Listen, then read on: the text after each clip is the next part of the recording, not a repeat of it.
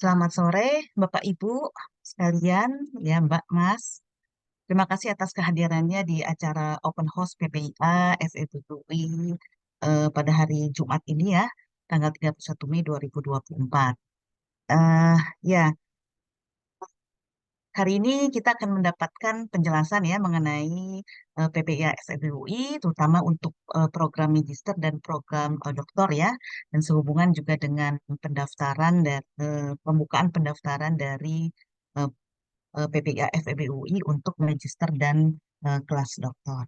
Mudah-mudahan informasi yang nanti disampaikan akan semakin memperjelas ya bagaimana eh, kesesuaian gitu ya antara minat dari Bapak Ibu ya Mbak Mas semua ya dengan nanti melanjutkan ke jenjang magister ataupun jenjang doktoral. Ya, mungkin tanpa saya perlu berpanjang lebar atau mungkin saya memperkenalkan diri dulu barangkali ya. Nama saya adalah Dahlia Sari, saya adalah staf ahli di BPA FEBUI yang hari ini akan memandu acara dan hari ini sudah ada Ibu Ketua Prodi Pascasarjana PPIA ya FEBUI yaitu Ibu Desi Andaryani PhD yang akan menjelaskan mengenai program magister dan program doktor di PPIA FEBUI ini. Eh, baik, pada Ibu Desi Andaryani ya, langsung kami persilahkan waktu dan tempat. Terima kasih, Ibu. Ya, baik. Terima kasih Bu Dahlia. Selamat sore Bapak Ibu, teman-teman semua ya. Assalamualaikum warahmatullahi wabarakatuh. Saya Desi Adharyani, Ketua Program Studi PPIA FEB UI.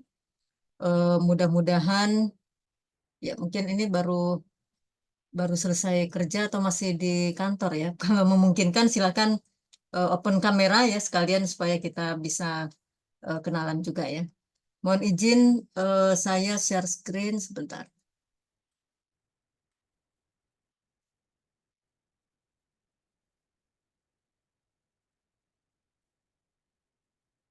Oops. Sudah kelihatan ya Bu Dahlia ya. Sudah, Bu. Oke, baik. Mudah-mudahan sudah jelas ya. Jadi ini open house PPIA, Program Pasca Sarjana Ilmu Akuntansi. Kita akan berkenalan dengan program S2 atau magister ya, kelas reguler maupun kelas khusus. Kemudian juga ada credit earning program ya, kemudian joint degree. Dan program doktor ini ada jalur kuliah dan riset dan juga jalur riset ya. Oke, ya. Nah, ini Bapak Ibu dan teman-teman yang belum tahu lokasi kita ya, kita di Depok, di Gedung Pasca ya, di gedung eh, jadi program studi PPIA Pasca Akuntansi, Ilmu Ekonomi, Ilmu Manajemen di gedung ini ya. Kemudian kalau dilihat di visi ini ya, nah ini visi dari FEB UI, jadi kita juga eh, ingin mewujudkan visi FEB UI dan juga ada visi dari Pasca sendiri ya. Jadi kalau Pasca Ilmu Akuntansi, visinya sejalan dengan visi FEB UI untuk berkontribusi ke pembangunan nasional, kalau di kita melalui riset ya, riset-riset di bidang keilmuan akuntansi. Kemudian secara institusi ya kita sudah double crown accreditation dan PPIA ini ikut dalam akreditasi ASCSB. Jadi bisa dibilang kita juga sudah terakreditasi internasional ya. Oke, kemudian pertanyaan selanjutnya ini mungkin yang paling penting ya, kenapa sih memilih PPIA ya? Jadi kekhasan di PPIA ini kita menggabungkan pengetahuan akuntansi dan riset ya. Jadi akuntansi ini dipelajari atau dipandang dari sudut pandang atau sisi riset ya, atau penelitian dengan harapan kita bisa berkontribusi ke sains. Nah, mulai dari tahun 2022 ya, itu kita membuka program kelas khusus ya. Kelas khusus ini waktu belajarnya Kamis, Jumat, Sabtu, khusus untuk para mahasiswa yang ingin kuliah sambil bekerja ya.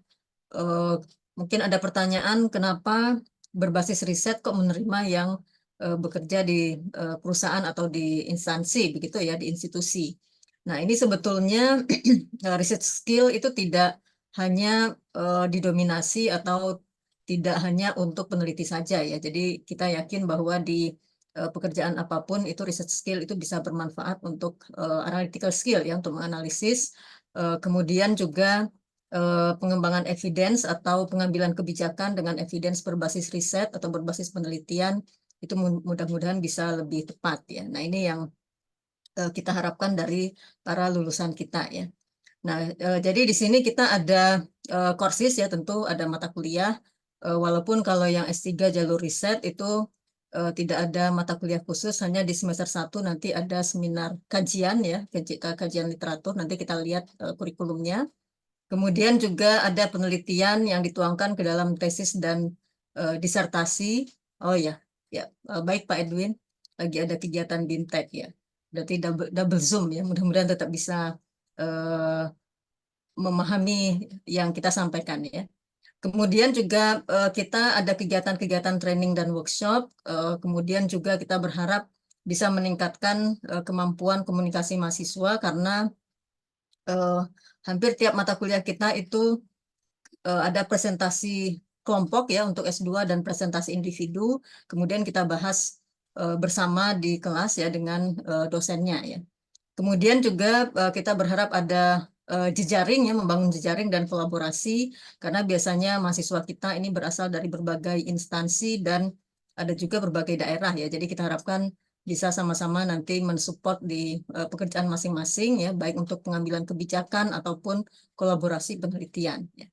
Nah, kemudian ini kurikulum kita ya secara umum merupakan kombinasi dari pembahasan keilmuan dan teknik penelitian. eh, yang mengemuka di kita atau yang dominan itu memang kuantitatif ya, dan ini memang merupakan kelebihan dari PPIA.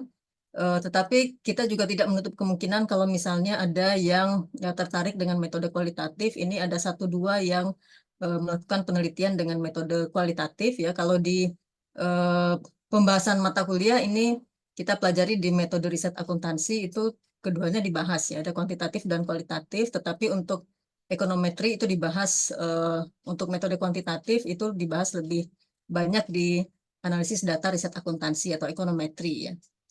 Nah, jadi di sini untuk teknik penelitiannya ya, jadi silahkan buat Bapak Ibu dan teman-teman nanti tertariknya metode menggunakan metode apa ya untuk karya akhirnya ya. Nah, ini kita sebetulnya sedang dalam masa perubahan kurikulum ya, revisi kurikulum.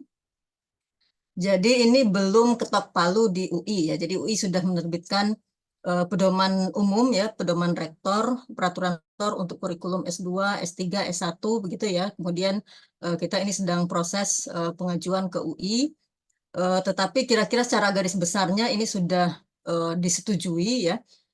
Ini gambarannya seperti ini ya. Jadi ini walaupun belum yang versi resmi ya, tapi kira-kira inilah gambaran nanti pembelajaran di S2. Ini yang S2 dulu ya. Sama antara kelas reguler, reguler ini Senin sampai Jumat pagi dan siang ya. Kemudian kelas khusus Kamis, Jumat malam dan Sabtu pagi dan siang ya. Nah, jadi semester 1 ini kita ada 5 mata kuliah ya. Jadi kalau dulu kita metode riset akuntansi ini kita gabungkan dengan penulisan ilmiah. Nah, sekarang kita pisahkan ya. Sehingga memungkinkan untuk di metode riset akuntansi kita menambah yang metode kualitatif lebih banyak ya. Kemudian juga ada audit ya. Jadi ada eh, topik dan topik tentang teori tentang keuangan dan ekonomi manajerial, kemudian analytical data, analisis data untuk riset akuntansi, ini semacam belajar statistik atau ekonometri ya. Kemudian teori akuntansi keuangan, kemudian metode riset akuntansi, kemudian juga ada eh, topik dan riset akuntansi manajemen gitu ya. Kemudian ini ada auditing, kemudian penulisan ilmiah, dan ada beberapa mata kuliah pilihan ya. Kemudian kita juga seiring dengan nafas kurikulum merdeka ya dimungkinkan juga buat mahasiswa mengambil mata kuliah pilihan di prodi yang lain. Kemudian kita juga ada ujian kemajuan tesis ya, kemudian ujian tesis nanti di semester 4. Kemudian ada diseminasi tesis. Nah, ini seiring dengan eh, kebijakan dari Mas Menteri ya bahwa tidak harus S2 itu harus publikasi di jurnal, maka mulai semester depan kita menghapuskan kewajiban publikasi di jurnal ya. Jadi mudah-mudahan bisa lebih mudah untuk mahasiswa dan kita balik ke eh, mekanisme sebelumnya ya. Jadi sebelum ada peraturan publikasi di jurnal itu kita ada mekanisme diseminasi melalui conference. Jadi kita hanya bedakan nanti silakan eh, untuk mendiseminasikan hasil risetnya itu di conference internasional maupun di conference nasional. Nah, kemudian ini kita juga ada peminatan sektor publik ya untuk S2. Mungkin Bapak Ibu dan teman-teman ada yang bekerja di sektor publik. Bedanya hanya ketambahan topik dan riset keuangan sektor publik dan penganggaran dan topik dan riset akuntansi sektor publik. Nah, itu menjadi wajib. Kalau di yang reguler tadi mata kuliah ini menjadi mata kuliah pilihan. Selebihnya yang lain itu sama. Ya. Nah, ini mata kuliah pilihan yang ada di S2 ya. Jadi silakan memilih sesuai dengan minatnya ya. Nanti kita akan lihat kalau misalnya peminatnya hanya satu atau dua ya memang secara efisiensi tidak bisa kita buka ya, tetapi biasanya kita akan menyarankan mahasiswa untuk bergabung di mata kuliah yang lain ya. Jadi ini ada tata kelola, kemudian keberlanjutan ya, perpajakan, sektor publik, keuangan sektor publik ya, kemudian syariah dan sistem informasi. Oh ya. Nah, itu tadi untuk yang S2 ya, kemudian untuk S3 ilmu akuntansi ini kita ada dua jalur ya. Jadi ada jalur kuliah dan riset, itu maksudnya kuliah dulu 2 semester, kemudian menulis disertasi ya, melakukan penelitian. Sedangkan yang jalur riset nanti kita lihat ya kurikulumnya. Jadi untuk kurikulum jalur kuliah dan riset, jadi ada 4 mata kuliah di semester pertama ya. Ini semua untuk membekali mahasiswa untuk meneliti ya, meneliti untuk kepentingan disertasinya. Kemudian untuk semester 2 ini ada oh maaf ini belum yang eh, terbaru ininya ya. Jadi sebetulnya untuk mata kuliah pilihan ini ada 4 ya, masing-masing dengan 2 SKS. Jadi tadinya kita mengusulkan 3, tapi kemudian oleh senat fakultas, kemudian oleh dosen ya disarankan dijadikan 4 mata kuliah pilihan, tetapi dengan 2 SKS dengan harapan mahasiswa bisa memilih lebih banyak ya, lebih banyak mata kuliah pilihan sesuai minatnya ya. Nah, kemudian di semester 3 ini kita harapkan mahasiswa sudah bisa ujian proposal. Perbedaannya dengan kurikulum sebelumnya ya, sebelumnya itu kita ada 2 tahap, ujian proposal 1 itu sampai dengan hipotesis gitu ya, kemudian ujian proposal 2 sampai dengan metode penelitian. Tapi untuk mulai semester depan ini semua kita gabungkan ya, karena ternyata setelah dijalankan agak sulit memisahkan metode dengan latar belakang dan literatur kajian pustaka ya. Kemudian berikutnya ini ada ujian hasil riset pertama. Kemudian ini tadi baru diupdate oleh Biro Pendidikan ya. Jadi ternyata ujian hasil riset kedua ini kita akan tampilkan di semester 6 ya. Tapi tidak menutup kemungkinan kalau misalnya Bapak Ibu dan teman-teman sudah selesai hasil risetnya kemudian mau maju ujian hasil riset kedua itu di semester 5 itu eh, tidak masalah ya. Jadi dibarengi juga dengan International Research Publication ya. Jadi kalau untuk S3 oleh UI tidak dihapuskan kewajiban publikasi di jurnal internasional bereputasi ya. Yang bisa memilih itu hanya yang S2 ya. Jadi boleh conference, boleh jurnal, itu untuk S2 ya. Tapi kita memilih di conference itu untuk S2. Tapi untuk S3 tidak ya, masih ada kewajiban publikasi di jurnal internasional bereputasi. Nah, ini yang jalur riset ya. Di jalur riset ini memang tidak ada kuliah secara khusus. Semester 1 itu dengan tim pembimbing. Jadi dari awal itu sudah ada tim pembimbingnya ya, biasanya 2 atau 3 dosen ya. Nah, ini mengerjakan seminar review atau kajian literatur. Nanti outputnya berupa artikel ilmiah structure systematic literature review ya. Nah, itu diharapkan bisa dipublikasikan juga. Kemudian ada ujian proposal langsung di semester 2 ya, kemudian ujian hasil riset. Nah, untuk jalur riset ini ada publikasi nasional maupun jurnal internasional ya. Nah, ini juga belum terupdate ya. Jadi update yang terakhir itu untuk buku internasional kita hapuskan ya untuk di PPIA. Jadi hanya publikasi ilmiah nasional dan jurnal internasional bereputasi. Nah, ini untuk pilihannya, mata kuliah pilihan ya.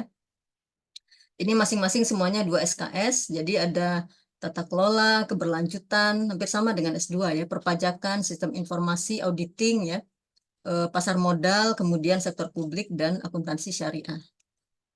Nah, ini untuk publikasi ya. Jadi untuk program S2 ini cukup diseminasi di internasional atau national conference. Ini kita bedakan gradingnya saja ya. Jadi kalau di international conference ini nilainya A, kemudian national conference nilainya A minus ya. Kemudian program doktor ini publikasi di jurnal. Eh, Kalau jalur kuliah dan riset tadi satu artikel di jurnal internasional bereputasi, nilainya nanti mengikuti pedoman publikasi S3. Jadi kita ada pedomannya ya, misalnya kalau Bapak Ibu dan teman-teman tahu apa level atau ranking jurnal ya, misalnya ranking yang bagus itu nilainya A misalnya ya. Kemudian untuk yang jalur riset ini ada publikasi ilmiah nasional. Ini kita juga bedakan gradingnya ya. Kalau di Sinta 2 itu dapat A, Sinta 1 nilainya A, A minus dan A ya.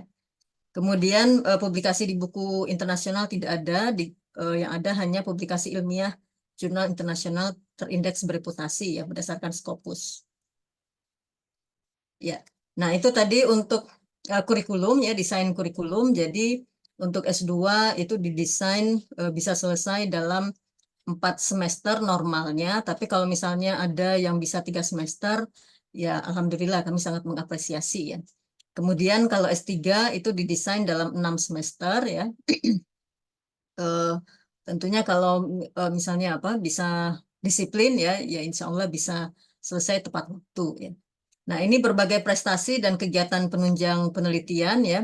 Jadi kita rutin memberikan apresiasi ya kepada mahasiswa atau alumni yang berprestasi. Kenapa harus alumni? Karena biasanya publikasi di jurnal itu memakan waktu ya. Jadi eh, misalnya ini seperti bimbingan saya ya sudah lulus 2 tahun tapi artikel dari tesisnya baru terbit. Nah, itu tetap kita apresiasi ya. Silakan Bapak Ibu terhubung ke Instagram, Facebook, LinkedIn kita ya, kemudian YouTube-nya PPIA.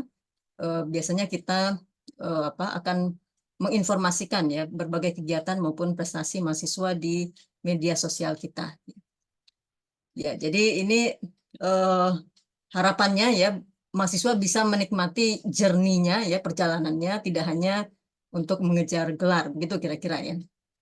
Nah, ini juga beberapa prestasi, misalnya ada yang menerima beasiswa dari luar negeri misalnya ya. Kemudian juga kita kadang mengadakan atau terhubung dengan online class dari Harvard atau dari universitas-universitas terkemuka di dunia ya. Kemudian mahasiswa kita daftarkan dan diterima ya. Ya, kemudian ini lomba di dalam negeri ya untuk mahasiswa S2 misalnya ada Best Thesis Award begitu ya. Ini yang diadakan di tahun 2023 dan kemungkinan di tahun 2024 ini juga kita akan mengikut sertakan kembali mahasiswa. Kemudian ini yang paling atas ya mendapatkan best paper ya dalam conference. Nah, kemudian kita juga aktif mengadakan training dan workshop baik secara offline maupun online ya. Misalnya dengan ahli-ahli penelitian terkemuka dari luar ya bisa secara online jadi tidak menghalangi para ahli itu untuk men-sharing ilmunya ya walaupun secara online. Kemudian kita juga berharap dengan sharing-sharing atau training dan workshop tersebut mahasiswa tetap bisa terupdate ya dengan atau terinfo dengan ide-ide penelitian terkini ya, atau isu-isu penelitian terkini. Kemudian juga ada general lecture ya. Jadi ini juga tidak terlepas dari peran Departemen Akuntansi ya. Jadi Departemen Akuntansi biasanya mendatangkan ahli-ahli juga ya dari luar negeri atau dari dalam negeri dan biasanya kita libatkan juga mahasiswa dan dosen kita untuk mengikuti acara tersebut ya. Ya, jadi ini juga ada research sharing ya, simposium, kolokium, kemudian juga pernah kita lakukan visiting professor series ya yang didukung oleh unit riset dan pengabdian masyarakat. Nah, jadi ini beberapa kegiatan kita ya. Kemudian juga kita pernah mengadakan lomba internal ya, tetapi untuk saat ini festival lomba PPIA ini kita arahkan mahasiswa untuk lebih mengikuti lomba eksternal ya. Jadi supaya bertandingnya itu di luar kandang ya. Oke, nah kemudian ya ini dari festival internal tadi, kemudian ada beberapa juga yang sudah sukses publikasi ya. Nah ini kita tampilkan juga di media sosialnya kita. Oke, kemudian kita juga tidak hanya aktif di penelitian ya, jadi kita ingin ada impactful research ya, jadi penelitian yang berdampak ke masyarakat. Jadi kita juga aktif di pengabdian masyarakat. Tentunya ini juga ada dosen-dosen yang lain ya, dosen yang mengadakan pengabdian masyarakat. Ini salah satu contohnya ya, misalnya pengabdian masyarakat dengan menyebarkan ide-ide melalui podcast ya, ataupun datang langsung ke institusi atau ke masyarakat yang menerima manfaat. Ya. Oke, kemudian ini promosi doktor dan sidang tesis. Kalau dulu pada zaman COVID ini masih online ya, tapi sekarang sudah offline semua ya untuk ujian ini. Ya, kemudian kita juga ada beberapa kegiatan reguler ya, jadi forum riset akuntansi. Ini mahasiswa presentasi di internal ya untuk mendapatkan masukan. Kemudian juga ada konsultasi ekonometri, kemudian writing camp ya untuk ini biasanya kita adakan pas libur semester ya untuk mendukung mahasiswa yang ingin menulis di kampus ya, supaya karya akhirnya bisa selesai tepat waktu. Ya. Oke, kemudian sumber daya ya, jadi ada software, kemudian perpustakaan dengan database. Saat ini kita berlangganan Refinitiv, kemudian juga ada S&P Capital Market ya. Kemudian juga ada software ya, Stata, Envivo, kemudian oh ya, Stata lebih tepatnya ya. Kemudian juga ada hibah-hibah UI yang bisa diikuti juga oleh mahasiswa dengan bersama dosen pembimbingnya. Kemudian ini ada Datapedia, ini sebetulnya kalau misalnya ada mahasiswa yang ingin menawarkan datanya ya, data yang hand collected dan tidak ada di database. Kemudian ini khusus untuk S2, kita juga ada joint degree program ya dengan Michigan State University di Amerika, kemudian Free University di Amsterdam. Nah, ini jalurnya adalah Bapak Ibu dan teman-teman yang berminat, silahkan mendaftar dulu di UI ya, tetap mengikuti SIMAK UI, kemudian nanti berkuliah di PPIA. Kalau di Michigan State University, ini kuliah dulu 1 semester di PPIA, kemudian 1 tahun di MSU, kemudian balik lagi ke PPIA untuk menyelesaikan tesis. Nah, kalau VU Amsterdam ini 1 tahun di PPIA, kemudian 1 tahun nanti di Belanda. Ya. Tentu ada syarat-syaratnya ya, misalnya IPK 3,5 misalnya ya, kemudian nanti akan juga dilihat TOEFL misalnya ya. Tapi misalnya ada kemudahan kalau ke US itu kan biasanya ada GMAT ya. Nah ini untuk Michigan State University karena sudah ada kerjasama maka tidak perlu ada hasil tes GMAT misalnya ya. Oke, nah ini kita juga ada credit earning program ya. Jadi jika Bapak Ibu dan teman-teman ingin merasakan dulu ya bagaimana sih atmosfer kuliah di PPIA tapi tidak mau bergabung secara khusus sebagai mahasiswa formal ya. Jadi tidak mengikuti SIMAK ya. Jadi ini bisa langsung daftar saja. Ada 4 mata kuliah yang kita tawarkan. Nanti mendapatkan nilai ya. Nah pada saat mendaftar sebagai mahasiswa resmi, maka nilai yang sudah diambil itu bisa di klaim kreditnya ya ke SKS yang akan diambil di jenjang yang sudah lolos. Misalnya ada apa mengikuti 4 mata kuliah ini, tapi kemudian ingin mendaftar ke S3 misalnya ya. 4 mata kuliah ini merupakan mata kuliah matrikulasi untuk S3. Maka kalau sudah diambil di program CEP, maka tidak perlu lagi mengambil di mata kuliah matrikulasi ini misalnya ya. Tapi kemudian kalau yang S2 ya ingin merasakan S2 di PPIA, silakan mengambil 4 mata kuliah ini nanti akan diakses ya. Karena ini mengikuti peraturan ya, jadi diakses apakah bisa di apa diakui kreditnya atau tidak. Tetapi kalau misalnya dari PPIA juga ya selama tidak melebihi 3 tahun. Nah ini ya, selama tidak melebihi 3 tahun, maka mestinya kreditnya bisa diakui. Ya.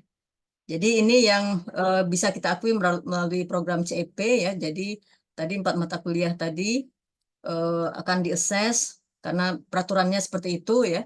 Kemudian untuk yang S3 ini untuk bebas matrikulasi, ini bukan RPL, tapi kalau misalnya pernah mengambil mata kuliah wajib atau pilihan, ini bisa kita akui melalui jalur rekognisi pembelajaran lampau. Jadi misalnya selama belum lebih dari 3 tahun ya, misalnya karena sesuatu hal ya tidak selesai S3-nya misalnya, kemudian keluar, kemudian mengikuti ujian lagi dan diterima misalnya ya, tapi sudah mengikuti beberapa mata kuliah tertentu, nanti kita akan assess ya apakah bisa di waive atau tidak. Jadi tidak perlu apakah masih harus mengambil mata kuliah tersebut atau tidak, nanti kita akan assess. Oke, kemudian beasiswa ini eh, silakan beasiswa LPDP atau beasiswa Pendidikan Indonesia dari Dikti ya. Kita akan berikan letter of acceptance-nya untuk menunjang atau mendukung mahasiswa dalam aplikasi beasiswa ya. Jadi kalau misalnya sudah lulus di SIMAK ya, misalnya sudah lulus di SIMAK tapi belum mendapatkan beasiswa, kita bisa berikan LOA ya untuk mendukung aplikasi beasiswanya ya. Kemudian kalau misalnya belum lolos juga beasiswanya ya, tapi sudah lolos masuk di PPIA, kita bisa berikan keringanan untuk tunda kuliah ya maksimal 2 semester. Jadi silakan dicari dulu beasiswanya untuk menunjang kuliah di PPIA, atau kalau misalnya sudah siap dengan dana sendiri ya berarti tidak perlu tunda kuliah ya. Ya. Nah, kemudian kita berharap silaturahim kita tidak berhenti sampai di sini ya. Jadi silakan connect dengan kita baik via YouTube ya, YouTube-nya PPIA FEB UI. Kemudian ini di Facebook ya sama PPIA FEB UI juga. Kemudian Instagram ya PPIA FEB UI. Kita rutin mengupdate ini dengan kegiatan-kegiatan maupun prestasi mahasiswa ya. Ya, kemudian di Instagram kita ya itu juga ada beberapa dokumen. Silakan kalau misalnya ingin dipelajari, ada serba-serbi S3 ya, kemudian serba-serbi S2. Ini berisi beberapa pertanyaan yang biasanya sering ditanyakan oleh pemberi beasiswa ya. Jadi kita kasih semacam kisi-kisinya di sini ya. Siapa tahu Bapak Ibu bisa mempersiapkan diri untuk apa jawabannya ya. Kalau misalnya ditanya kenapa milih PPIA misalnya ya. Eh, dan biasanya pemberi beasiswa, terutama LPDP, itu juga ingin tahu apakah Bapak Ibu dan teman-teman itu sudah tahu mengenai PPIA ya. Nah, ini di buklet ini kita berikan informasi tentang PPIA, tetapi berhubung ada apa perubahan kurikulum ya, mungkin untuk kurikulumnya sedikit tidak update karena kita masih menunggu ketok palu dari UI, tetapi secara garis besar ini sudah bisa dilihat ya untuk buklet ringkas ini ya.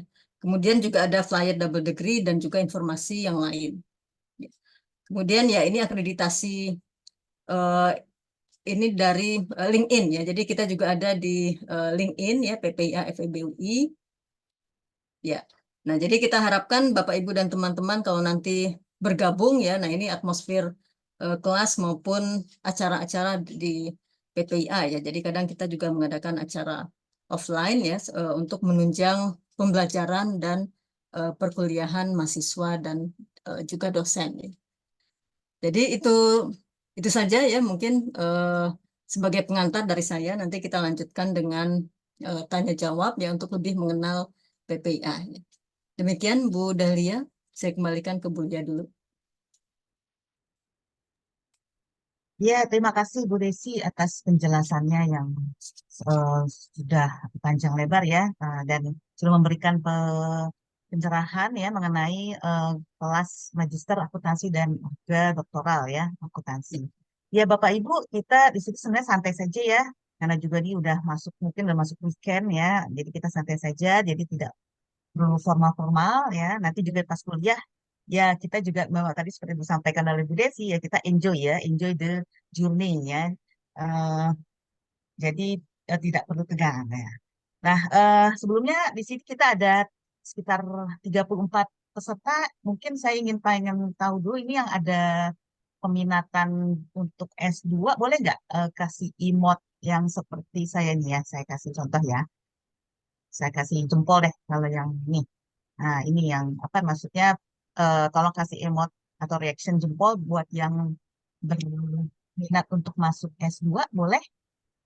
Bapak Ibu, teman-teman atau Mas Mbak, karena ini mungkin ada yang dari S1, ada yang dari sudah lulus, ada yang masih kuliah S1 mungkin, ada yang sudah lulus S1 gitu ya. Nah, ini siapa nih? Jadi ada Anissa kayaknya. Anissa ini apa? Pada nggak ini ya, jadi pada malu-malu nih kayaknya. Nah, ya ini emotnya ini kalau boleh kita tahu ya supaya kita juga bisa mengetahui bagaimana sih. Di sini banyak yang nih Iva, nah, siapa nih? Muhammad Ali. Nah, ada lagi nggak nih? Terus apa lagi yang berminat di S2? Cuman ini berdua. Banyak kan S3? Atau gimana? Siapa lagi nih? Nyoman. Mas Nyoman. Kemudian ada lagi nggak?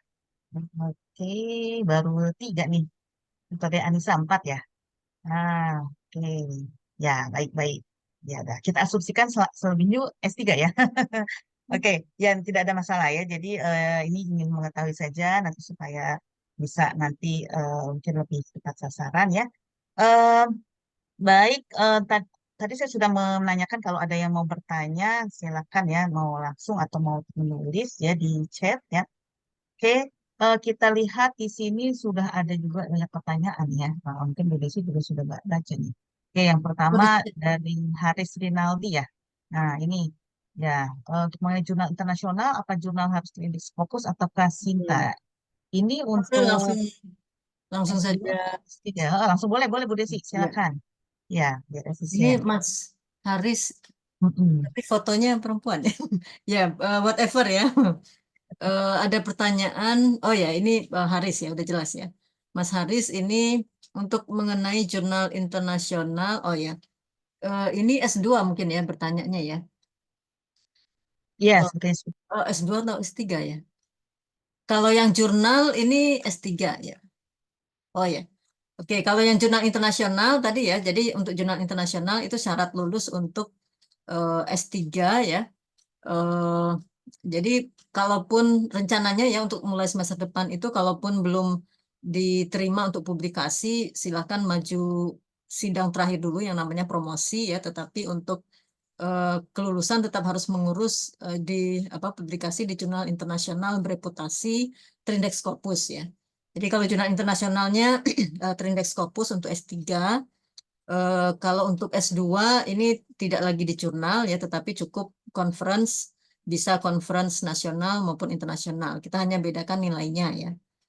Kemudian untuk jalur S3, jalur riset itu ada publikasi di jurnal nasional dan internasional Scopus ya, terindeks bereputasi.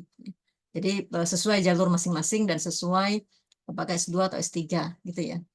Nah, ini untuk pengabdian masyarakat ini ada hibah fakultas ya. Jadi biasanya memang kalau hibah fakultas maupun eh, apa hibah-hibah yang lain itu memang harus atas nama dosen ya. Jadi tapi tidak menutup kemungkinan kalau misalnya mahasiswa berinisiatif ya untuk apa mengajukan pengabdian masyarakat silahkan mengajak dosennya ya, baik bisa dosen pembimbing atau dosen yang lain ya. Kemudian ya, nah ini untuk jadi nanti apply ke hibah pengabdian masyarakat gitu ya.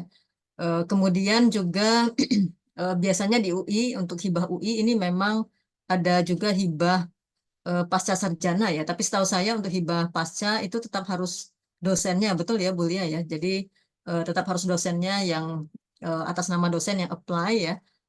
Ini semata-mata dilakukan supaya eh, pemegang hibah tersebut tetap bisa dipegang ya karena mungkin UI melihat berdasarkan pengalaman-pengalaman terdahulu ya yang apply dan mendapatkan hibah itu mahasiswa setelah lulus kemudian output hibahnya itu sulit dikejar ya. Nah, kalau dosen kan dia tetap ada di UI ya.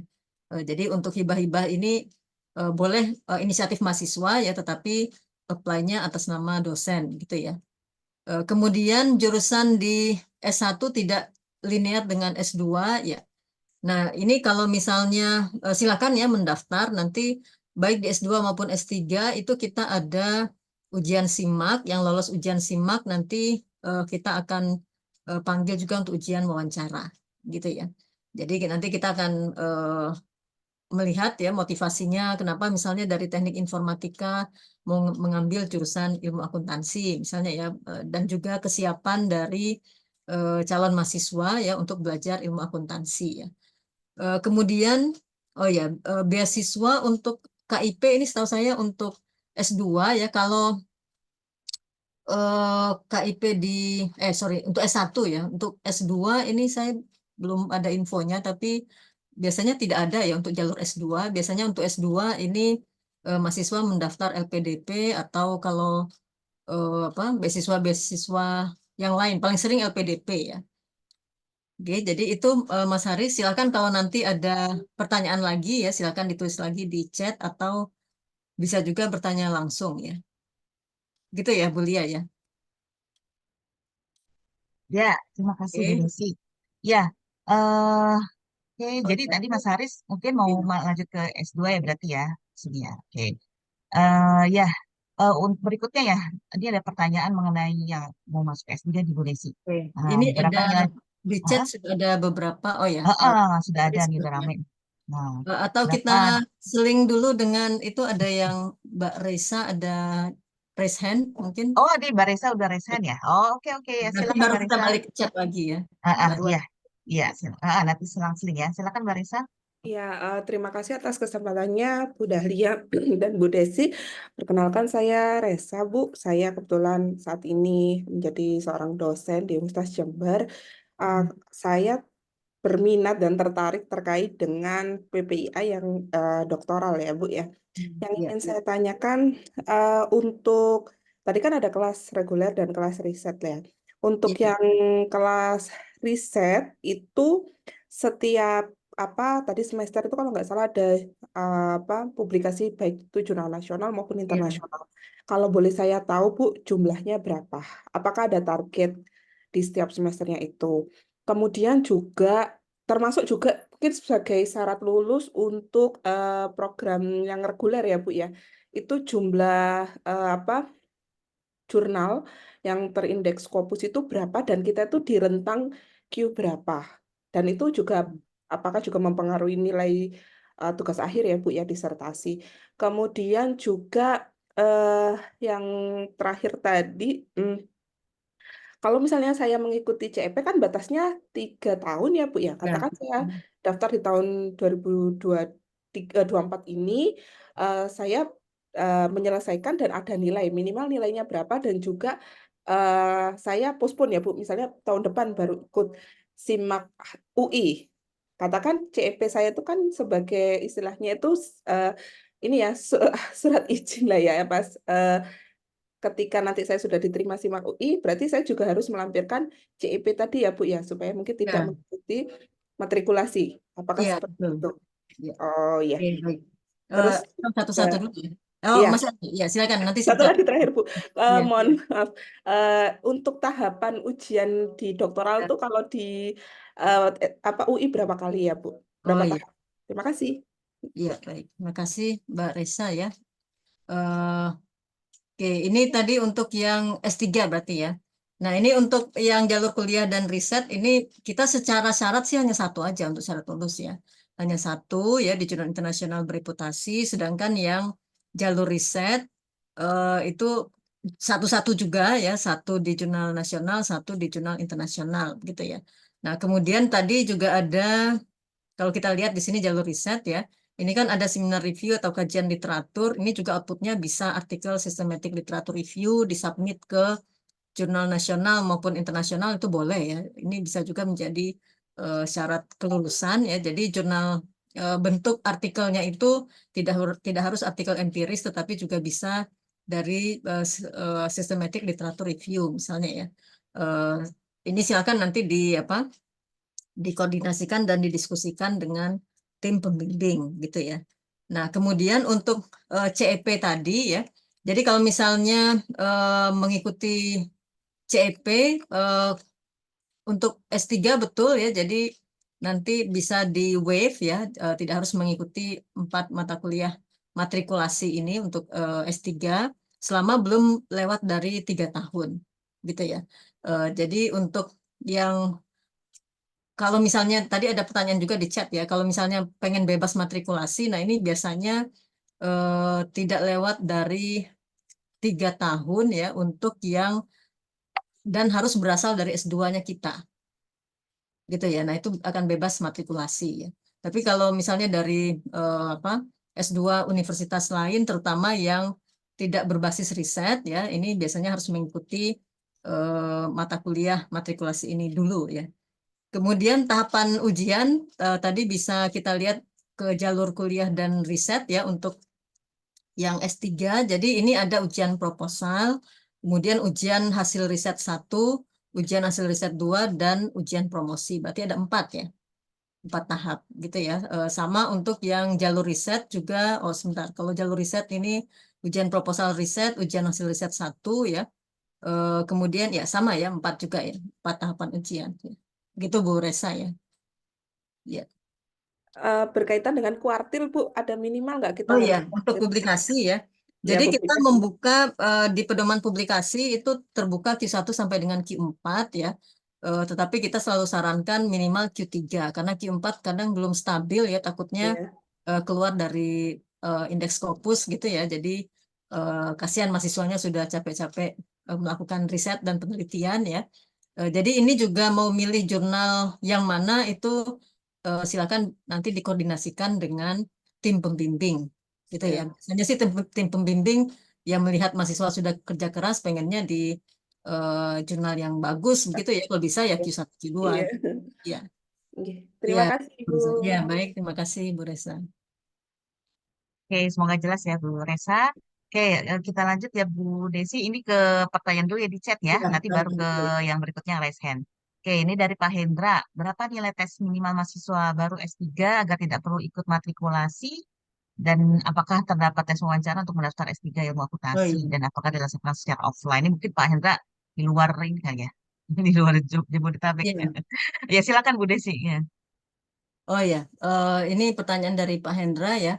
Jadi untuk matrikulasi ini yang tidak harus mengikuti matrikulasi ini eh, lu- selama belum lewat 3 tahun lulus dari S2 PPIA, gitu ya. Jadi kalau di luar PPIA atau di sini ada Mbak Ai, Mbak Ai ada Mbak Ai? Ini staf akademik kita yang mungkin lebih menguasai. Mbak Ai ada? Iya, Bu Nggak ada ya? Desi. Oh ya, betul ya Mbak Ai ya. Tolong di koreksi tadi untuk syarat matrikulasi atau mungkin silakan Mbak Ai jelaskan dulu. Kalau matrikulasi wajib ikut, Bu. Iya, wajib Oh, ikut ya. Yang bisa bebas hanya yang dari S2 PPIA, begitu ya? iya, betul, Bu. Iya. Nah, ini Dan sudah syarat minimal 5 tahun ya Bu, Mbak Ai Eh, ya. iya, hubungan betul, lima dengan tahun Bu Dahlia. ya, ini dengan adanya rekognisi pembelajaran lampau itu tahunnya menjadi 3 ya. Mungkin Oh, kemungkinan akan berlaku semester depan, tapi nanti kita lihat ya. Kita masih akan koordinasi lagi dengan UI, apakah 3 tahun atau 5 tahun. Karena kalau dulu kita 5 tahun, tapi sekarang ada mekanisme rekognisi pembelajaran lampau itu periodenya hanya 3 tahun. Tapi ini nanti kita koordinasikan dengan Biro Pendidikan dan UI ya. Jadi kalau misalnya bukan dari S2 PPIA, ini wajib matrikulasi. Jadi ini untuk menyamakan ya, menyamakan persepsi ya, persepsi perkuliahan di PPIA gitu ya. Kemudian ya kita ada tes wawancara ya untuk mendaftar S3 Ilmu Akuntansi dan wawancaranya online ya. Jadi wawancaranya ini dengan saya Ketua Prodi, kemudian Ketua Departemen dan 2 guru besar ya. Jadi berarti dengan 4 orang ya wawancaranya dan semuanya online ya. Yang S2 juga wawancaranya online ya. Oke, saya lanjutkan dulu ke chat ya, Bu Lia ya. Kemudian ini dari Pak Tarmadan ya. Apakah alumni jalur PPAK UI SKS-nya bisa dikonversi ke S2? Oh ya. Dan bagaimana PPAK dari kampus lain? Ya. Jadi kalau ingin berarti dari S2 sebentar. Alumni jalur PPAK ini berarti sudah S2 ya mau ke S3 begitu ya. Mudah-mudahan benar ya Mas Tarmadan ya. Jadi sama seperti tadi ya, di luar S2 PPIA UI, di luar S2 PPIA itu wajib matrikulasi ya. Jadi kalau yang dari PPAK atau Maksi ini tetap wajib matrikulasi ya. Jadi Maksi UI, PPAK UI, atau Maksi kampus lain atau PPAK kampus lain ya tetap harus mengikuti matrikulasi bagi yang mendaftar S3 ya. Oke, kemudian dari Mas Beta ya, betul ya. Coba ikut LPDP tahap 1. Nah, ini tapi pilihan S3 akuntansi UI tidak ada dalam pilihan aplikasi web LPDP. Apa betul ya, Mbak Ai, ada info-info tidak ya? Karena ada beberapa mahasiswa kita itu yang mendaftar ke S3 PPIA dengan LPDP ya. Iya, Nah, ini Bu. kurang tahu juga kenapa bisa nggak ada ya. Kok pilihan S3 atau mungkin S3 ilmu akuntansi mungkin ya, Mas Beta. Coba nanti dilihat lagi ya di websitenya LPDP. Kemudian lebih baik simak UI dan dapat, oh ya, ini sebetulnya eh, tentu kalau misalnya mahasiswa sudah jelas pendanaannya ya, itu akan menjadi poin juga gitu ya. Karena berarti sudah siap pendanaan, kemudian tidak sibuk lagi memikirkan mau beasiswa dari mana gitu ya. Tetapi itu bukan satu-satunya eh, syarat diterima gitu ya, karena para guru besar itu akan menanyakan pada saat wawancara dalam hal substansi ya. Jadi mereka lebih akan melihat kira-kira mahasiswa ini nanti apakah akan berhasil dengan berkuliah di PPIA begitu ya. Tapi kalau misalnya sudah jelas pendanaannya, tentu itu menjadi poin pertimbangan tersendiri ya. Tapi tidak perlu takut kalau misalnya beasiswanya belum diterima ya, silahkan mendaftar dulu di SIMAK. Nanti kalau misalnya diterima, maka letter of acceptance-nya bisa kita berikan ya sebagai bekal untuk wawancara LPDP. Pada umumnya sih seperti itu ya. Jadi mendapatkan LOA, nanti ikut wawancara LPDP atau mengikuti seleksi LPDP atau BPI biasanya kalau yang dosen ya, Beasiswa Pendidikan Indonesia dari Dikti. Ya. Oke, kemudian ya lanjut dulu ya ini dengan Mbak Disa ya. Oke, Waalaikumsalam Mbak Disa. Oke, selama berjalannya kelas khusus S2, oh ya, S2 kita kebetulan ini baru dibuka tahun 2022 ya. Jadi saat ini kita belum ada, jadi yang angkatan pertama itu saat ini sedang menyelesaikan tesis ya. Nah, kita lihat nanti ya sejarahnya apakah akan ada yang pecah telur 3 semester ya. Karena normalnya untuk kelas khusus ini biasanya mestinya sih 4 semester kalau dalam desain kurikulumnya ya. Karena kan mereka juga mengerjakan kuliah dan mengerjakan tesis sambil bekerja ya. Tapi tidak menutup kemungkinan siapa tahu nanti ada yang bisa lulus dalam 3 semester. Kalau yang program reguler itu ada beberapa ya yang bisa selesai dan selesai dengan baik dalam waktu 3 semester. Oke, masa matrikulasi untuk S3 ini ada 1 semester ya. Ini Mbak Nani. Jadi 1 semester tadi belajar, betul ya Mbak Ai ya. Dalam 1 semester itu belajar 4 mata kuliah matrikulasi tadi. Sebentar tadi ada yang raise hand. Ya, ada Pandu Kurniawan tadi ya, Mas Pandu ya. Nah, untuk Mas Pandu mau disediakan waktu itu ya Bu Desi ya. Nah, silakan Ya, untuk bertanya. Silakan Mas Pandu. nanti Selamat, balik ke chat. Ya, ya, sore. jadi selamat sore Bu Desi. Jadi Ya, saya sore. ingin menanyakan untuk 3 jalur set. Saya Pandu Kurniawan dari Kementerian BUMN dan juga Telkom. Oh ya, Untuk jalur riset sendiri, saya lihat persyaratannya kan ada publikasi di Scopus dan juga jurnal internasional bereputasi dan juga Sinta. Nah, ya, saya ini kan bukan dari akademisi nih Bu.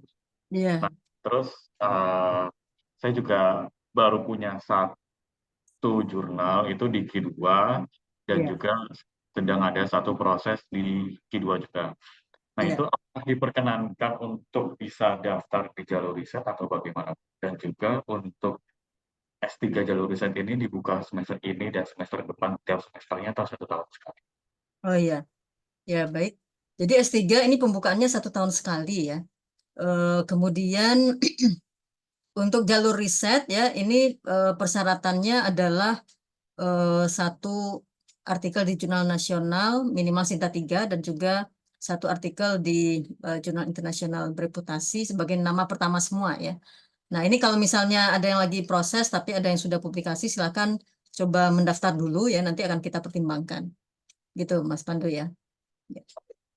Baik, terima kasih. Jadi untuk saya kan yang satu ini kan juga di jurnal internasional Bu, belum ada yang disita. Berarti itu diperkenankan untuk daftar Iya, belajar. iya nggak apa-apa ya. Jadi yang persyaratannya itu kan minimal begitu ya. Jadi kalau misalnya di dua-duanya di jurnal internasional ya nggak apa-apa, coba daftar saja ya. Nanti kita pertimbangkan ya. Apakah akan dipanggil wawancara. Kalau dipanggil wawancara ya nanti kita lihat bagaimana, karena ada 4 ya yang mewawancarai. Kemudian semester kemarin, gelombang 1 ya, kita mencoba juga ada tes psikologi ya. Jadi untuk melihat kesiapan calon mahasiswa dari sisi psikologi. Gitu. Terima kasih Bu Desi atas. Iya. Ya, baik. Kita Terima balik kasih Mas chat Pandu. dulu ya. Mau Iya. dilanjut Bu Ya. Desi yang di chat Balik dari ke chat dulu Mardian ya. ya. Dari Mardian ya. Lulusan S2 Ilmu Akuntansi. Oh iya. Nah, iya. Oh ya. Ini tadi untuk yang apa? Kalau misalnya program research base ya, atau Mbak Ai masih ada ya? Mbak Ai ini ilmu akuntansi UGM ini Iya, Bu. kayaknya research base juga. Ini belajar riset juga. Apakah tetap harus matrikulasi? Ya, gimana Mbak Ai untuk peraturannya? Kalau Bu, ini kurang. Kalau untuk riset ya, Bu, Ya, harusnya ikut ya, Bu. oke. Atau ya, Nah itu dia. Tapi ini Coba kayaknya ntar nggak ya, harus coba riset tanyain. nih. iya.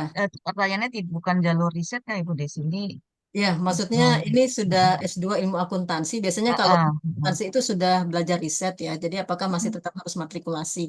Atau Iya, Bu, tetap, Bu. tetap ya. kemudian ya, nanti kita pastikan lagi ini ya, karena biasanya yang ikut matrikulasi itu misalnya yang belajar yang S2-nya di program profesi ya, seperti Maksi kita itu magister akuntansi ya, yang komponen risetnya sedikit. Nah, ini kalau misalnya di UGM ilmu akuntansi sudah berbasis riset, nanti kita pertimbangkan ya, apakah masih tetap harus matrikulasi atau tidak. Karena kan sebetulnya di S2-nya sudah belajar riset juga gitu ya. Kemudian ya, kalau matrikulasi ini tidak terhitung semester pembelajaran ya. Sebentar. Kalau di beasiswa ini termasuk dihitung semester ya Mbak Ai ya? Betul ya? Ya. Oke, mungkin Mbak Ai sedang tidak bisa menjawab ya. Jadi kalau untuk matrikulasi ini bagi penerima beasiswa itu tetap terhitung semester pembelajaran ya. Jadi mengurangi 1 semester kita ya. Kemudian untuk publikasi ya memang bagian dari disertasi bentuknya silakan entah dari systematic literatur review ya atau dari empiris silakan. Nah, ini mengingat proses publikasi membutuhkan waktu yang cukup lama. Ini kemungkinan tidak dihapuskan oleh UI karena untuk S3 ini kan bisa 3-4 tahun ya. Kemudian masa tempuh studi maksimalnya ya saya mesti cek lagi peraturan terbaru ya. Mungkin kalau yang kurikulum sebelumnya itu 12 semester ya. Kalau yang kurikulum terbaru ini seingat saya ya, maaf ini saking banyaknya peraturan ya, sekitar 10 semester ya untuk masa tempuh maksimal ya. Nah, jadi ini dipandang masih wajar atau normal ya untuk bisa publikasi di jurnal internasional.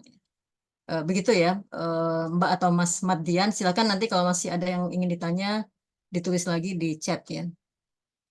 Oh ya, ini untuk Mbak Ayu ya, kalau ingin mendaftar S2 double degree ya, jadi silakan daftar dulu SIMAK UI ya. Jadi semuanya satu jalur ya, masuk dulu melalui jalur SIMAK, kemudian wawancara.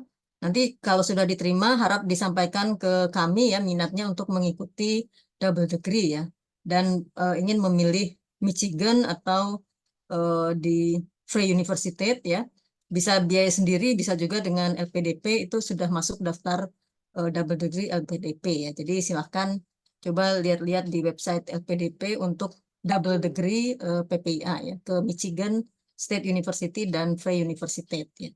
Nah, nanti juga ada menjelang semester 2 ya. Kalau di Michigan kan berangkatnya semester 2 ya. Nanti kita akan koordinasi dengan pihak Michigan ya untuk persyaratan terpenuhinya IPK misalnya ya, kemudian TOEFL ya. Kalau GMAT itu dibebaskan oleh Michigan ya. Kemudian kalau sudah memenuhi syarat maka mengurus administrasi ke universitas partner.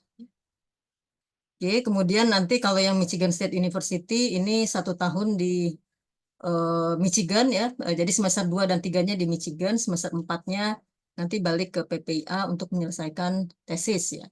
Kalau yang Free University semester 1 dan 2 di PPIA, semester 3 dan 4-nya di Free University Belanda. Jadi agak berbeda sedikit mekanismenya ya. Kemudian, oh ya, berkaitan dengan kurikulum ada berapa SKS, oh ya.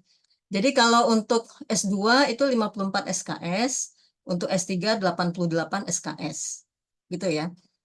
Kebanyakan SKS-nya itu banyak di karya akhir gitu ya. Jadi untuk atau saya tampilkan lagi ya supaya lebih jelas bentar. Oke, misalnya yang S2 ya. Nah, ini yang S2 untuk mata kuliahnya sendiri ya, ini ada 1, 2, 3, 4, 5, 15 ya, kemudian 36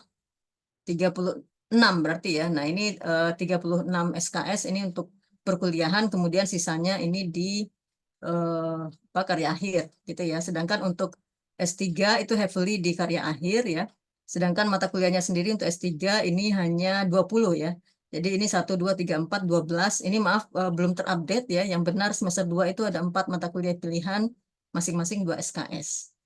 Jadi begitu gambarannya ya. Mudah-mudahan bisa jelas ya. Oke, kemudian untuk S2 ya, terkait diseminasi riset untuk bimbingan tesisnya, oh ya. Oke, jadi untuk tesis di semester 3 ya, jadi mahasiswa nanti silakan mengajukan proposal dan juga preferensi, kan sudah kenal dosen-dosennya ya, jadi pengennya dosen yang mana ya untuk menjadi pembimbing tesis ya, nanti kita pertimbangkan dan ajukan ke departemen. Nah, pengelolaan dosen itu ada di Departemen Akuntansi ya. Jadi departemen nanti akan melihat apakah dosen ini sudah overloaded misalnya ya. Jadi jangan sampai ada dosen yang kebanyakan bimbing, ada juga yang kedikitan bimbing misalnya ya. Jadi tapi silakan mengajukan ya, mahasiswa bisa mengajukan preferensinya ingin dibimbing oleh dosen siapa ya. Kemudian diseminasi riset tersebut, oh ya, kita biasanya memberikan info-info tentang conference, tapi ini pada dasarnya inisiatif mahasiswa dan dosen pembimbing ya. Jadi silakan tidak harus mengikuti conference yang kita berikan informasinya. Silakan kalau mencari sendiri ya. Yang penting jangan terjebak ke predatory conference ya. Predatory conference itu maksudnya cuma pengen duit kita aja ya, tapi pelaksanaannya tidak bertanggung jawab ya. Misalnya tidak dapat masukan misalnya ya. Kan sayang ya kita bayar berapa misalnya berapa juta misalnya begitu ya. Kemudian dibanyak-banyakin pesertanya cuma presentasi 5 menit misalnya ya. Nah, ini kita harapkan mahasiswa bisa belajar presentasi di dunia luar ya, baik di konferensi nasional maupun internasional. Sebisa mungkin pilihlah konferensi yang bagus ya. Kalau bisa ada reviewernya, jadi kita juga mendapatkan masukan ya. Oke, kemudian ya yang belum jelas nanti silakan ditulis lagi di chat ya. Ini Mas Haris ya.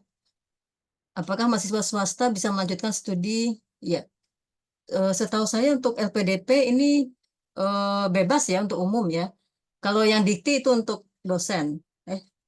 Sebentar, saya juga agak bingung ini kalau yang sebentar. Kalau beasiswa pendidikan Indonesia ada beasiswa pendidikan Indonesia untuk yang S2 itu setahu saya tidak harus dosen ya. Yang S3 ya yang biasanya dosen ya. Silakan ya.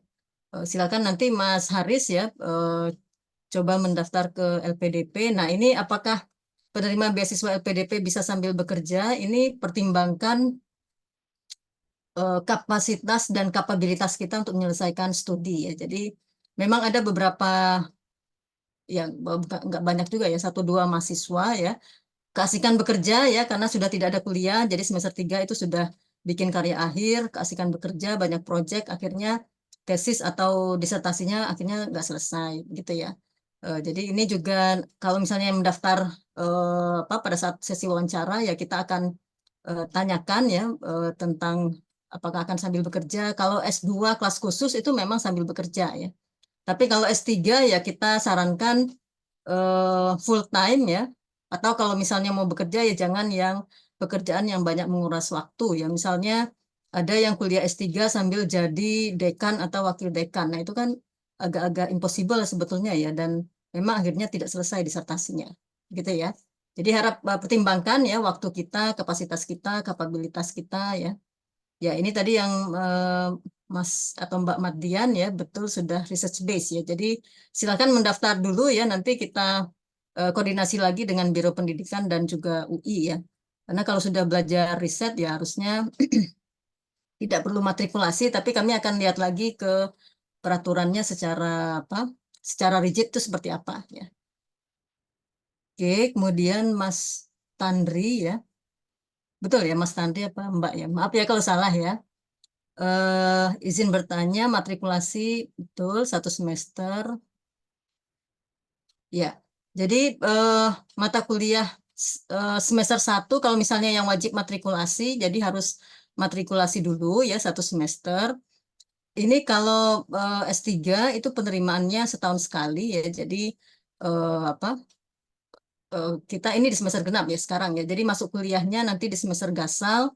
Bagi yang wajib matrikulasi maka akan matrikulasi dulu di semester 1-nya. Gitu ya. Jadi semester genapnya tahun depan baru masuk ke semester 1 S3. Gitu ya. Oh ya, ujian proposal S3 ini baru proposalnya ya sampai dengan metode. Ujian hasil riset 1 dan 2 nanti sudah ada hasilnya, nanti silakan dikoordinasikan dengan dosen pembimbing ya 50%. Ujian hasil riset 1 berarti 50% itu sudah ada hasilnya, gitu ya. Ujian hasil riset 2 berarti sudah 100%. Gitu ya maksudnya ya. Kalau yang ujian proposal ya berarti hanya menguji proposalnya saja ya supaya nanti diuji oleh 5 orang ya untuk mendapatkan masukan ya. Oh ya, baik ini Mbak Disa ya. Saat ini untuk kelas khusus S2 PPIA, oh ya, berapa mahasiswa dan estimasi untuk tahun ini penerimaan kelas khusus, oh ya. Oke, baik. Jadi untuk PPIA S2 ya, ini kita memang kuotanya tidak banyak ya, karena memandang juga ketersediaan dosen yang bisa membimbing mahasiswa dengan basis riset ya. Jadi untuk kuotanya, ini kalau kelas reguler S2 reguler tadi yang kelas pagi ya itu 15, sedangkan S2 kelas khusus ini 10 ya. Nah, jadi silahkan Mbak Disa ya kalau berminat mendaftar di kelas khusus ya. Jadi jangan difikirkan bahwa kok 10 dikit banget misalnya ya. Justru dengan 10 mahasiswa itu kita bisa lebih intens mendiskusikan riset gitu ya dan biasanya diskusi-diskusi di kelas ya atau diskusi-diskusi di kelas ini biasanya cukup intensif ya dan dengan 10 orang ini justru lebih enak untuk mendiskusikan penelitian dan juga isu-isu terkait bidang tersebut ya. Jadi kita sebetulnya tidak hanya mendiskusikan risetnya saja ya tetapi juga isu-isu atau topik-topik yang terkait dengan mata kuliah tersebut. Misalnya saya mengajar topik dan riset akuntansi manajemen ya.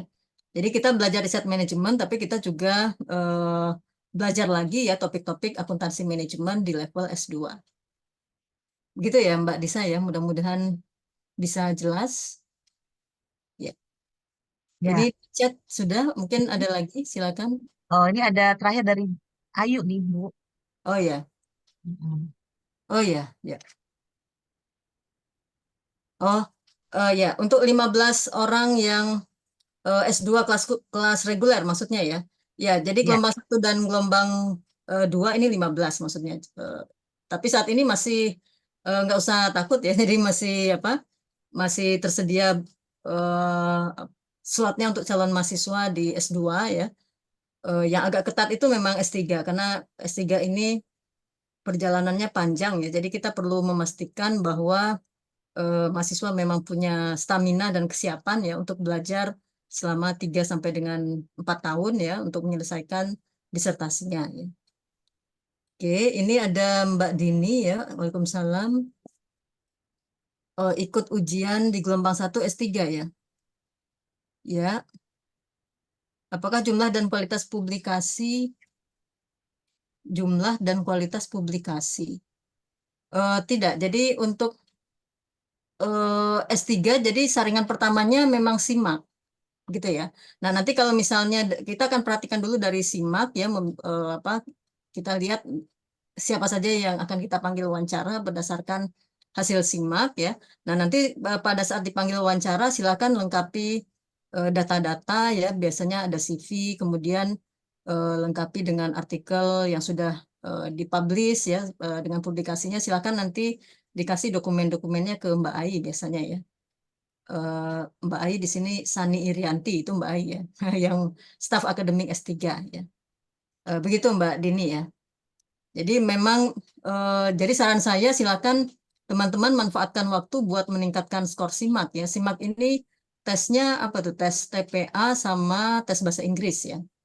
Tes potensi akademik sama tes bahasa Inggris. Nah, ini kadang berarti kayak apa soal-soal matematika kadang kita suka lupa ya. Tapi ini yang jika ingin lolos wawancara ya silakan perkuat untuk meningkatkan skor SIMAK kita ya.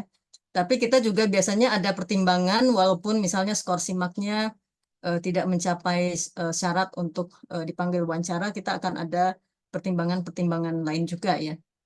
Misalnya asal kuliah di S2 misalnya ya, kemudian IPK misalnya, tapi kita belum melihat ke publikasi memang. Begitu Mbak Dini. Apakah jelas ya? Ya, terima kasih Bu Desi. Mungkin mau memperjelas aja Bu Desi, untuk yang Ya. 15 orang reguler dan 10 orang yang kelas khusus itu sebenarnya kan apa namanya ya, minimal ya, bukan maksimal ya Bu Desi ya. Maksudnya lebih dari itu bisa ya Bu Desi ya, misalnya. Itu sudah kuotanya ya. Heeh. Oh, itu kuota ya, Ya, kuota ya kuotanya. 15 dan 10 ya. Jadi Ya, tapi dengan jangan memastikan ketersediaan sumber daya manusia, dosen juga ya, maksudnya mungkin tidak banyak yang bisa membimbing mahasiswa yang jalur riset begitu ya, karena di BPA kan research base ya. Kemudian kita juga masih memperhatikan eh, peminatan dari calon mahasiswa ya. Mungkin nanti kalau misalnya yang minat itu banyak banget misalnya ya, baru nanti kita akan usulkan ke fakultas untuk meningkatkan kuota ya. Untuk saat ini dari gelombang 1 itu masih tersedia ya beberapa untuk gelombang 2, jadi silakan mendaftar ya. Tadi yang Mbak Dini kalau misalnya ada menurut Mbak Dini ya kualitas publikasinya itu sudah memadai, mungkin silakan nanti menghubungi Humas PPIA ya untuk kita pertimbangkan walaupun itu untuk kita pertimbangkan misalnya dipanggil wawancara. Tentu kita akan melihat dulu ke skor SIMAK-nya ya. Gitu ya Mbak Dini ya. Dana abadi. Oh, ini kita tidak mengurus LPDP ya. Jadi kurang tahu juga dengan isu ini ya. Kalau di kami sih tidak ada isu-isu ini ya. Jadi seleksi LPDP tetap berjalan. Kemudian ada beberapa dosen kita yang juga menjadi tim pewawancara LPDP ya. Jadi tidak ada isu-isu akan berhenti begitu, Mas Haris ya. Iya. Oke, terima kasih Bu Desi atas penjelasannya. Ya, Sepertinya sudah Hasan cukup ya. banyak ya Iya. pertanyaan dan juga jawabannya juga sudah gamblang disampaikan Bu Desi. Mudah-mudahan ini menjadi Kalau ada apa namanya? pertanyaan lebih lanjut mungkin nanti bisa di Humas ya. Ya, betul. Jadi, Bisa WA juga ya ke Humas. bisa Nanti biasanya WA. pertanyaan itu disampaikan juga ke Ibu Ya, Desi ya bila diperlukan ya. Atau nanti Humasnya juga bisa langsung menjawab. ya. Iya, oke. Terima kasih banyak Bapak, Ibu, Mas, dan Mbak atas antusiasmenya ya. Saya lihat banyak dan cukup imbang antara minat S2 dan S3. Ya. Mudah-mudahan ini menjadi apa namanya pertimbangan ya untuk nanti bisa melanjutkan mana kesesuaiannya untuk di S2 atau di S3. Ya, jadi ya tadi Bu Desi sudah menyampaikan bahwa banyak sekali nanti yang akan kita berikan di dalam perjalanan studi Bapak Ibu S2 dan S3 sehingga bisa memperoleh pembekalan yang cukup ya ketika lulus dan maupun nanti untuk menghasilkan publikasi riset yang berkualitas ya. Silakan main-main ke Instagram atau YouTube-nya PPIA untuk melihat dinamika perjalanan studi di S2 dan S3 di PPIA FEB UI. Ya, Bapak Ibu mungkin cukup untuk open house hari ini, gitu ya. Tadi sudah saya sampaikan bisa nanti lanjutkan dengan bertanya ke Humas atau main-main ke IG-nya atau YouTube-nya PPA. Atau Kami Facebook atau LinkedIn ya. atau Facebook, ada link yang LinkedIn juga ya. Ya. Baik, saya ini kami akhiri open house hari ini, tapi kami akan sebelum tutup nanti kami akan tayangkan video testimoni. Silakan bila yang berkenan untuk menyaksikan. Nanti setelah itu baru kita akan tutup Zoom-nya. Ya. Seperti itu Ibu Desi, terima Ya. kasih banyak. Terima kasih. Kami akhiri ya dengan Assalamualaikum warahmatullahi wabarakatuh. Waalaikumsalam. Silakan video testimoni dulu ya. Ya, silakan Mas Andi.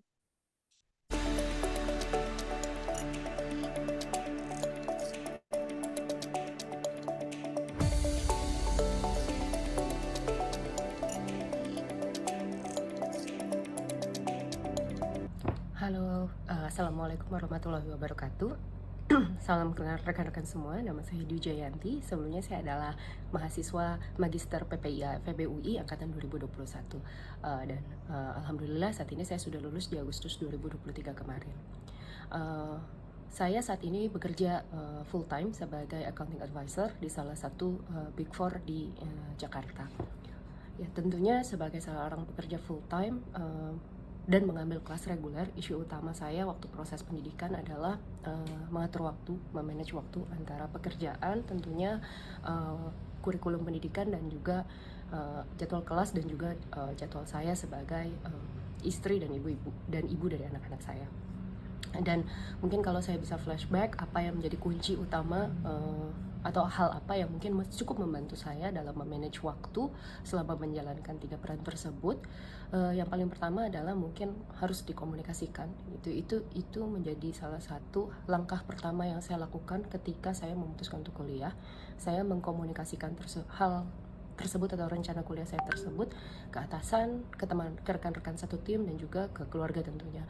Dan sebagai wujud bentuk komunikasi saya ketika mengambil pendidikan, tentunya pendidikan adalah prioritas. Jadi ketika saya memutuskan untuk kuliah kembali, kuliah adalah prioritas, sehingga seluruh jadwal kelas itu biasanya sudah masuk ke dalam kalender saya di kantor. Artinya selama periode tersebut, selama jam-jam tersebut, orang-orang akan expect bahwa saya nggak akan bisa di-book meeting atau di-book untuk hal-hal lain, karena memang itu adalah jadwal kuliah saya, sehingga kuliah mendapatkan prioritas utama. Hanya mungkin di kala-kala tertentu saya bisa lebih fleksibel untuk memutuskan oke, saya mungkin nggak masuk ke kelas, oke, mungkin saya tidak hadir. Komunikasi juga penting dengan rekan satu kelas gitu ya. Biasanya kita aktif dengan di WA group untuk mengejar ketua kelas atau mungkin mengejar dosen gitu atau asisten pendidikan gitu untuk minta jadwalnya, jadwal penugasan, hal-hal yang harus dikerjakan itu sedini mungkin. Karena pekerjaan saya sebagai konsultan, tentunya saya banyak hal-hal yang ad hoc yang mungkin bisa jadi hiccup di kemudian hari dalam rangka saya mengerjakan tugas. Jadi saya selalu sebisa mungkin mencicil. Biasanya setiap habis kelas saya sudah tanya ada tugas apa, jadwal tugasnya seperti apa, siapa yang harus giliran presentasi, papernya yang mana. Nah itu biasanya saya sudah kejar di minggu-minggu awal gitu. Jadi saya push sebisa mungkin saya punya informasinya di awal supaya saya bisa mempersiapkan diri dan mempersiapkan pengerjaan tugasnya. Dan mungkin yang terpenting berikutnya adalah menyadari atas kemampuan diri, mengingat saya juga bekerja, saya nggak ngoyo untuk bisa lulus dalam 3 semester gitu ya, meskipun itu memungkinkan untuk dilakukan di PPIA, tapi saya tidak ngoyo untuk lulus di 3 semester. Saya mencoba untuk normal saja lulus 4 semester. Jadi di semester pertama memang sudah dipaket dengan 5 mata kuliah, lalu di semester berikutnya dan kebetulan IPK mencukupi, sebenarnya saya bisa melakukannya, tapi saya memutuskan untuk mengambil mata kuliah lebih sedikit. Dan ini ternyata sangat membantu karena buat saya pribadi di semester kedua dan ketiga itu sangat krusial gitu untuk kita memahami esensi dari melakukan riset gitu. Dan kalau saya nggak enjoy the process, kalau saya terlalu pack pada saat itu, mungkin saya juga tidak memahami prinsip-prinsip untuk melakukan riset akademis gitu, dan saya jadi nggak dapet esensinya dan justru nanti mempersulit saya ketika melakukan tesis. Nah, dengan saya mengambil SKS yang lebih sedikit, saya punya waktu lebih banyak untuk mempersiapkan diri, untuk willing untuk research gitu, research lebih dini, kira-kira materi saya untuk tesis itu akan seperti apa, mengenal lebih banyak metode-metode penelitian, mengenal lebih banyak gaya penulisan, dan ini sangat-sangat membantu saya waktu saya melakukan penulisan tesis di semester keempat. Lalu apa manfaatnya gitu ya, mungkin karena PPIA sifatnya adalah keilmuan, sementara saya sampai saat ini adalah praktisi gitu. Bagaimana yang sifatnya akademis ini bisa sebenarnya correlate sama praktisi. Waktu di semester awal memang banyak sekali saya mempertanyakan diri saya gitu ya, kok ini beda sekali gitu, kok tidak seperti ekspektasi saya. Memang main responsibility dari pekerjaan saya, salah satu di antaranya adalah melakukan riset yang dalam kebutuhannya untuk memenuhi tugas-tugas saya terhadap engagement dengan klien gitu. Kadang klien sebagai accounting advisor memang kan services utamanya saya memberikan jasa konsultasi akuntansi, di mana untuk saya bisa memberikan produk konsultasi, saya juga harus melakukan riset terhadap accounting standard, accounting practice, dan segala macam. Nah, waktu saya ikut memutuskan untuk ambil program PPIA, salah satunya saya sebenarnya ingin belajar riset, tapi riset yang saya pikirkan itu sungguh-sungguh berbeda dengan riset yang saya pelajari di PPIA. Tapi ternyata seiring berjalannya waktu, dan seperti saya bilang karena semester 2 dan semester 3 saya sedikit lebih slow, saya lebih bisa menikmati dan lebih bisa memahami bahwa ternyata selama ini ada satu fatal flow yang mungkin tanpa sadar saya lakukan ketika saya mencoba memahami isu permasalahan, memahami tanda kutip the real question behind client's consult atau client's problem. Nah, dengan saya kuliah di PPIA, mindset saya jadi lebih tertata baik gitu. Jadi saya bisa lebih memahami proses berpikir, memahami bagaimana informasi ini sebenarnya disampaikan. Jadi saya bisa lebih merunutkan sebenarnya isu sebetulnya apa, question utamanya sebenarnya apa. Dan saya juga jadi lebih terbuka terhadap lebih banyak cara atau pendekatan untuk menganalisa research problem tersebut gitu, atau untuk melakukan riset dari terhadap problems yang klien sampaikan atau klien nyatakan. Termasuk juga sangat membantu waktu report writings.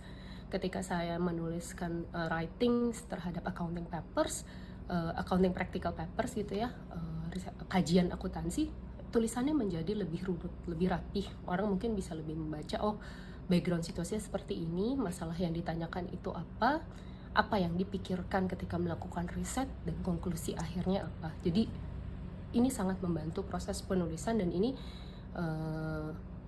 membuat quality dari mungkin report-report yang saya produce untuk klien itu jadi jauh lebih baik. Dan selain daripada itu, tanpa sadar saya jadi mengasah skill data analytics gitu ya, karena pada dasarnya riset yang kita lakukan itu kan melakukan analisa terhadap data gitu, baik datanya bersifat kuantitatif atau kualitatif. Nah, ini yang mungkin sudah lama sekali tidak terasah, dan kalau mungkin kita ikut short course yang ada di luar ya kita hanya sekedar tahu teknik tanpa kita tahu filosofinya, proses berpikirnya, prinsipnya seperti apa. Dan dengan kuliah di PPIA, saya merasa saya bisa memahami secara prinsip, di saat yang bersamaan bisa praktek juga gitu, dengan menuliskan tesis, dengan menuliskan proposal penelitian, atau melakukan tugas-tugas mata kuliah. Ini sangat membantu saya untuk mengembangkan research data analytical skill, dan ini sangat penting ternyata untuk profesi saya juga gitu ya, untuk mengembangkan skill itu, spirit itu sangat penting, apalagi di periode saat ini, di masa sekarang ini. Terima kasih rekan-rekan semua.